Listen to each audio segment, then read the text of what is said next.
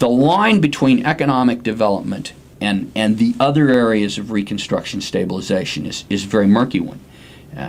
Can you have peace without sustained development? That's a much more open-ended question. It kind of depends on how you define peace and how you define sustained development. Look at a country like Mozambique. And if you look at the Freedom House figures, look at the Amnesty International report, look at the World Bank governance indicators, Mozambique's doing pretty well. Mozambique's got a functional democracy. It has a pretty good record on human rights. It is one of the few countries that has emerged from this cauldron of conflict that extended for decades and effectively managed to parlay that into a transition to legitimate and functional governance. Mozambique is a very, very poor country. If you were to say, well, what's its record on sustained development? I think you'd get a pretty equivocal answer. It's still a very, very poor country. Does that mean it's not peaceful? Now, having said that, I will say that if you do not address economic issues in ways that will provide the people of that state, that district, that province, that neighborhood a living wage and an acceptable quality of life, then descent into conflict, I would suggest, is practically guaranteed. Because ultimately there will be a struggle over the share of a shrinking pie. So in a way, no, I don't think you can have sustained peace without sustained development. Mm-hmm. If you look at it from the other perspective, can you have sustained development in a situation where the security sector has not been reshaped to meet the needs of the country in its new environment? Well, so yeah. The security sector reform, is that an essential part of the longer term requirements of a country? You've asked a very sensitive question. It gets at a debate in economic development that goes all the way back to Bretton Woods. What's the difference between development and growth? Are there normative components to economic development? Mm-hmm. You know, if you're talking about economic development, are you just talking about how much money what's your GDP? Is that all you care about? Or do you care about the human quality of life? Do you care about how many doctors per thousand? Do you care about your infant death rate? You care about the level of health care available to your population? Which sounds like I'm digressing, but it's related to security sector reform. Security sector reform is inherently normative. It is as much about how you provide security, about providing security in ways that are consistent with international norms and standards, that preserve human rights, that protect and support the interests of the citizens, as it is about simply keeping guns off the street. So, is security sector reform an important component to development? I would argue, yes, it is, but I would argue that governance reform in general, all aspects of governance and how the public sector performs its functions and how political decisions are made and the degree to which people are able to influence those decisions and have a say about who runs their affairs, all of those are related to economic development.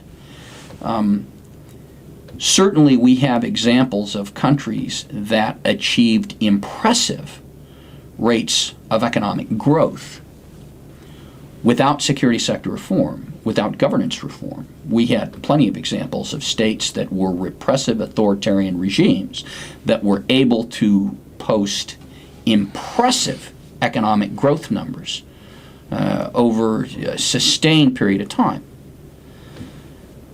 Did that economic growth reflect genuine development? And again, that comes back to how you define development. One of the things that the development community needs to do, I think, is define exactly what development and economic development consists of. Is it going to have a normative component? My own suggestion would be that the consensus is that it does. That in fact you care about more than growth rates. You care about more than how many cars this particular economy is able to produce. You care about its labor relations. You care about how its workers are treated. You care about consumer protection. You care about pollution. You care about the environment. You care about how effectively the private sector serves the needs of the people that live in that country. That, to me, is the venue of economic development. If you remember, I'm sure from back in the 70s, you and I studied economic development at the same time. You remember there was that huge debate back in the 60s and 70s about, leading sector, import substitution, peasant agriculture, and there was a very vigorous discussion about what development was and how you get there.